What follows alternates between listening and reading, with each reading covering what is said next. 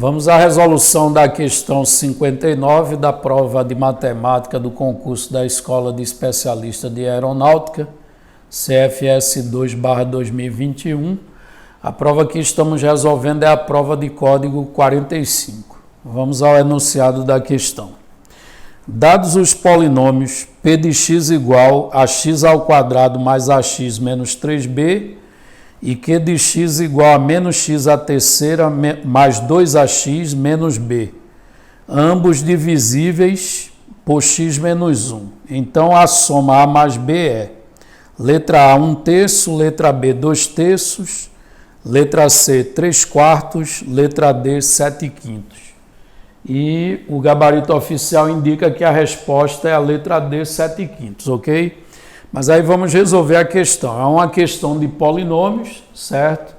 Ele dá esses dois polinômios P e Q, e eles têm alguns coeficientes que são desconhecidos, só que ele informa algo importante. Ele diz que ambos são divisíveis por x menos 1. Dizer que é divisível quer dizer que a divisão é exata, certo? Quando ele usa a palavra que é divisível, quando ele diz que um polinômio é divisível por outro, quer dizer que se eu pegar o primeiro polinômio e dividir pelo segundo, a divisão será exata. E divisão exata indica resto igual a zero. Então é um problema que mexe com divisão de polinômios, certo? Aí ele quer que você calcule a soma do A com B, A e B que aparece como coeficientes dos dois polinômios, ok?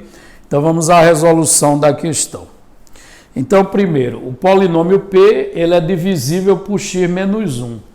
Só que divisível aqui, essa palavra eu só posso utilizar quando a divisão é exata, certo? Então, se ele diz que é divisível, é porque a divisão é exata, e divisão exata significa que o resto vai ser igual a zero, ok? Só que nesse caso aqui não precisa a gente estar executando a divisão. Como a divisão é por um binômio do primeiro grau, certo?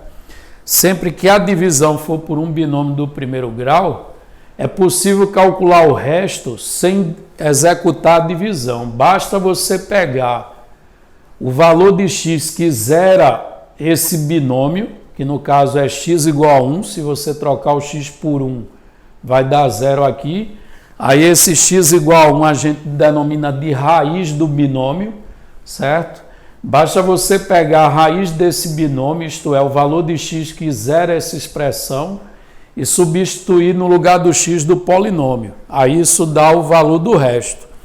Isso que eu estou fazendo, né, a gente denomina lá na teoria de teorema do resto. Sempre que você quer encontrar o resto da divisão de um polinômio por um binômio do primeiro grau, basta pegar a raiz do binômio e substituir no lugar de x lá no polinômio, que vai dar o valor do resto, que nesse caso aqui o resto vai ter que ser zero, porque ele diz que o polinômio é divisível por esse binômio, certo? Então o que é que eu vou fazer? Eu vou aplicar o teorema do resto, simular o cálculo do resto e igualar a zero, ok? Aí, como eu disse, o resto é pegar a raiz desse binômio e substituir no polinômio. Então isso significa o quê? Isso significa que o resto dessa divisão ele vai ser igual a P de 1. P de 1 é você pegar a raiz desse binômio que é 1 e substituir no lugar do x lá do polinômio. Aí como é P de x e eu quero trocar o x por 1, fica P de 1, ok? Lembrando que esse resto vai ser zero, por quê? Porque ele diz que é divisível. Só que P de 1, observe que P de 1 é você trocar o x do polinômio por 1. Aí trocando o x do polinômio por 1, eu vou ficar com 1 ao quadrado mais a vezes 1 menos 3b. Isso vai dar o resto, só que o resto eu sei que é zero, por causa do fato dele dizer que é divisível. Aí com isso, arrumando essa equação, eu vou ficar com A menos 3B igual a 1 ao quadrado é 1, passando para o lado direito, vai ficar menos 1. Então, a gente obtém essa equação em função de A e de B. A menos 3B é igual a menos 1, certo? Agora, ele diz também que o polinômio Q de x, ele é divisível por x menos 1. Então, mais uma vez aqui, ele usa o termo divisível, ok? Sabemos da página anterior que quando ele usa esse termo significa que o resto da divisão é igual a zero. Então, procedendo de modo análogo, vamos ter o seguinte, que o resto dessa divisão, que a gente sabe que é zero, ele pode ser calculado pegando a raiz do binômio, que novamente vai ser 1, e substituindo no polinômio. Então, o resto vai ser Q de 1, né? Porque está escrito lá Q de x, trocando x por 1, vai virar Q de 1. Substituindo 1 no polinômio, fica menos 1 elevado à terceira mais 2a vezes 1 menos b. Aí isso vai ter que ser zero, que é o resto da divisão. Ou seja, arrumando essa equação, eu vou ter que 2a menos b vai ser igual a 1, ok? Então, com a informação que Q de x também é divisível por x menos 1, a gente obtém essa segunda equação. Então, temos que 2a menos b é igual a 1. Então, veja, eu vou pegar a equação a menos 3b igual a menos 1, certo? A equação a menos 3b igual a menos 1, e juntar com a equação 2a menos b igual a 1. Aí, quando eu olho para essas duas equações juntas, eu tenho o que a gente chama de sistema de equações, certo? Que para resolvê-lo, existem vários métodos, mas aí eu vou preferir multiplicar a primeira equação por menos 2. Então, se eu multiplicar a primeira equação por menos 2, eu vou ficar com menos 2a mais 6b igual a mais 2. E a segunda equação eu vou repetir. 2a menos b vai ser igual a 1.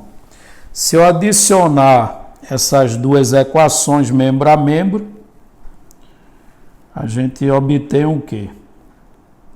Então, adicionando essas equações membro a membro,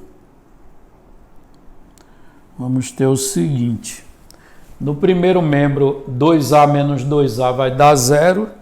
Aí vai ficar 6b menos b, isso dá 5b. Igual a 2 mais 1 dá 3, ou seja, o b vai ser 3/5. Sendo b 3/5, sendo b igual a 3/5,